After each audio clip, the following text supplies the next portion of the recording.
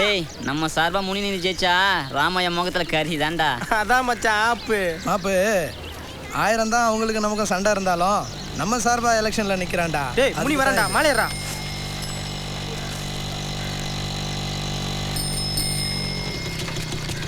வா தலைவா, நம்ம சார்பா எலெக்ஷன்ல நிக்கிறியாமே.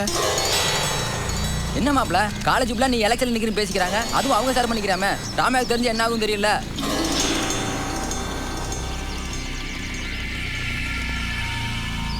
நல்லா கேட்டுக்கோங்க, நான் எலெக்ஷனில் நிற்கலை, அது எனக்கு தேவையும் இல்லை. எங்கள் அப்பா அம்மாவுக்கு பிள்ளையா இருந்தால் போதும்.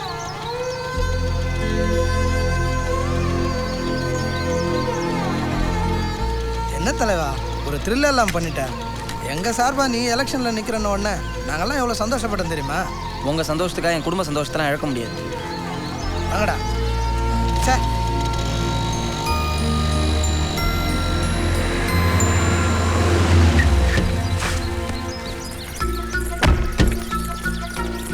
முனி, நான் உன்கிட்ட பேசின உனக்கு பிடிக்காதுன்னு எனக்கு தெரியும். ஆனா இது முக்கியமான விஷயம், நான் சொல்றதை மட்டும் கேளு. நீ எலெக்ஷன்ல நிக்க போறேன்னு கேள்விப்பட்டேன்.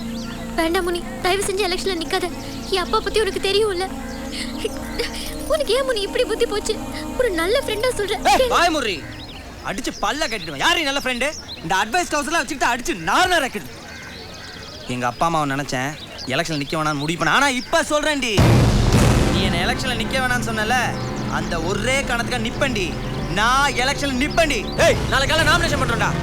எலெக்ஷனில் நிற்கிறேன், நான் ஜெயிக்கிறேன்.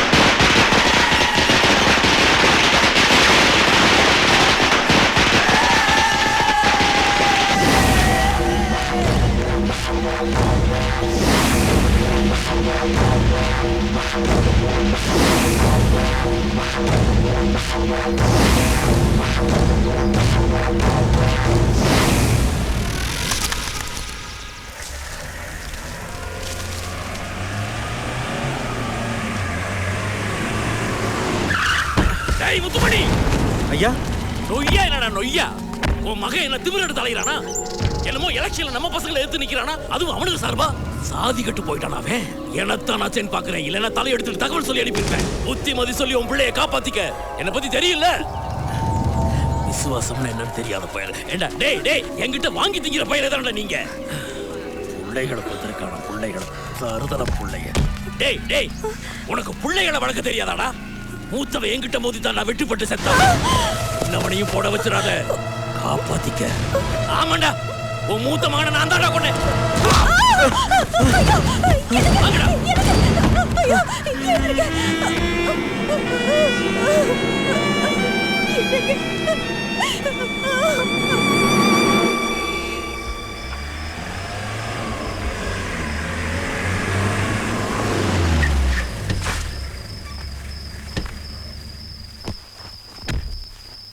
காலையில வந்துரு. சரிங்க.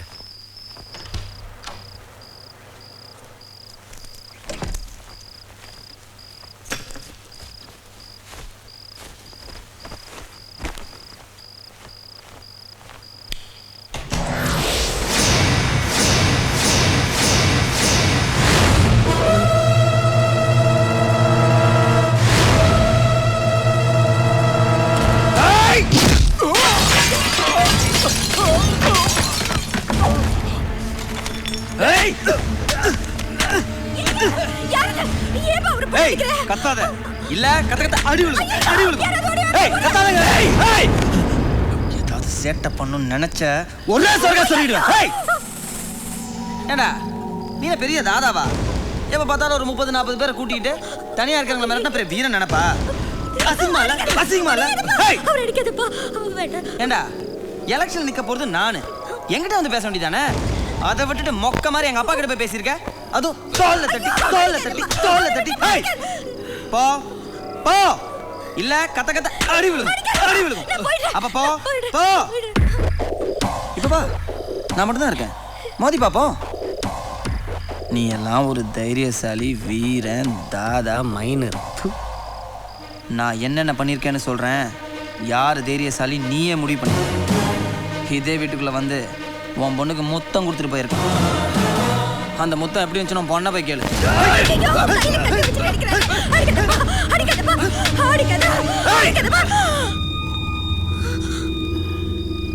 உன் தோப்பு எரிச்சது யாரு? நான் தான். உன் பொண்ணு கண்ணம் செவந்து வீங்கி போயிருந்துச்சே, எப்படி செருப்பை கட்டி பளிச்சு பளிச்சு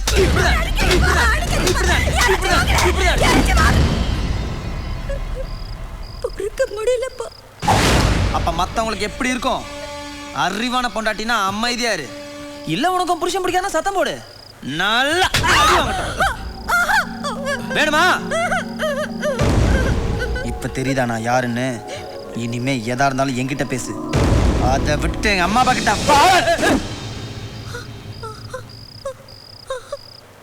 அது இப்பவே என்னால உன்னைய கொல்ல முடியும்.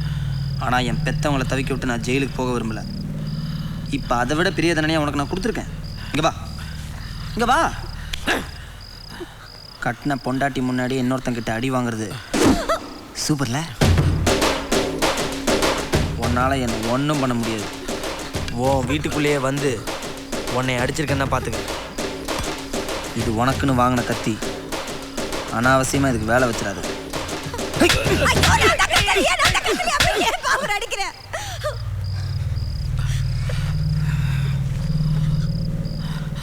என் கண்ணை நான் அநியாயமா கொன்னுட்டல, மறக்க மாட்டேன்டா. அதுக்கும் சேர்த்து இருக்கு.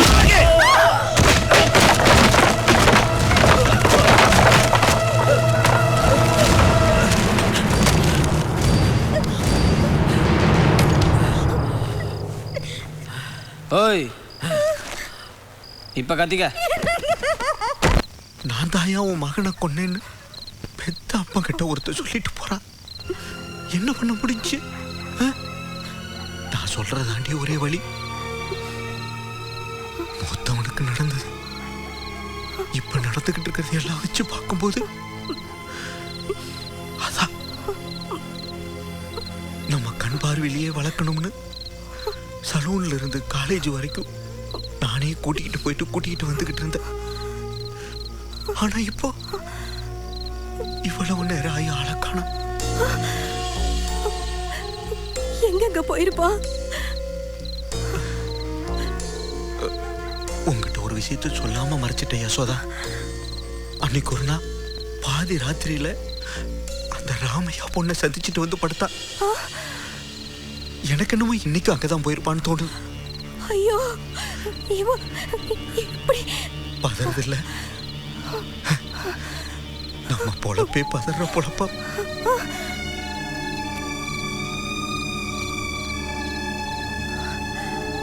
முனி, முனி, முனி, எவ்வளவு நேரம் எங்கப்பா போயிருந்த? கேட்டுக்கிட்டு இருக்கல, எங்கப்பா போயிருந்த?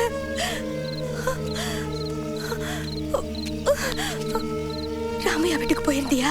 நான் தான் அப்பவே சொன்னேன்ல. அப்புறம் என்ன பசியோட வந்து ஒரு நிப்பாட்டி குறுக்கு விசாரணை பண்ணிக்கிட்டு இருக்க?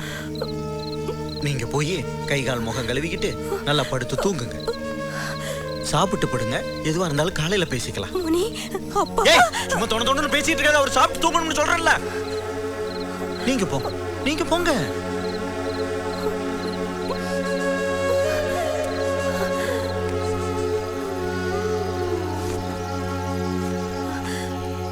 ஐயோ, பாதகத்தின் மகனே. என்னாச்சு? என்னாச்சு? என்னடா அது? காமி, என்னது? காமி. கத்தி வச்சிருக்காங்க. நம்ம குடும்பத்துக்கு இல்லாத பழக்கம் உனக்கு எப்படிடா? ஏய், எதுக்கடி கத்தி இப்படி ஓல வைக்கிற? வாய மூடு. இவ ஒரு முட்டாச்சிரிக்கி. எல்லாத்துக்கும் பயப்படுவா. நீங்க போங்க. ஏண்டி இப்படி கூறுகட்டவளா இருக்க? யாரு கூட இவர் சிநேகித வச்சிருக்காரு? இவர் யாரு கூட மோதுறாரு? அதுக்கு தகுந்த மாதிரி இவ்வளவு பெரிய அருவாள் எல்லாம் வச்சிருக்கணும். இத்தனோடு கத்தி வச்சிருக்காரு. இதுக்கு போய் இப்படி கத்திக்கிட்டு இருக்க? நீங்க இவ்வளவு விடுங்க. நீங்க போய் சாப்பிட்டு படுங்க. காலையில பேசிக்கலாம். போங்க போங்க. எது வந்தாலும் காலையில பாத்துக்கலாம். போங்க.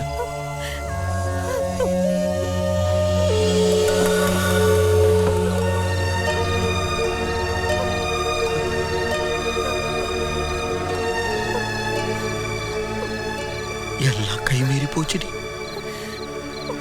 ராமையா பொண்ணை காதலிக்கிறான். ராமையாவை எதிர்த்து எலெக்ஷன்ல நிக்கிறான். அதுக்கப்புறமும் உன் மகனை உயிரோட விடுவாங்கன்னு நினைக்கிறேன்.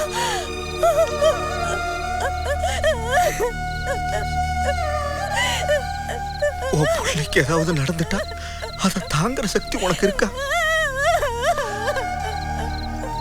இல்ல இல்ல, அப்ப நான் சொன்னதுதான் முடிவு.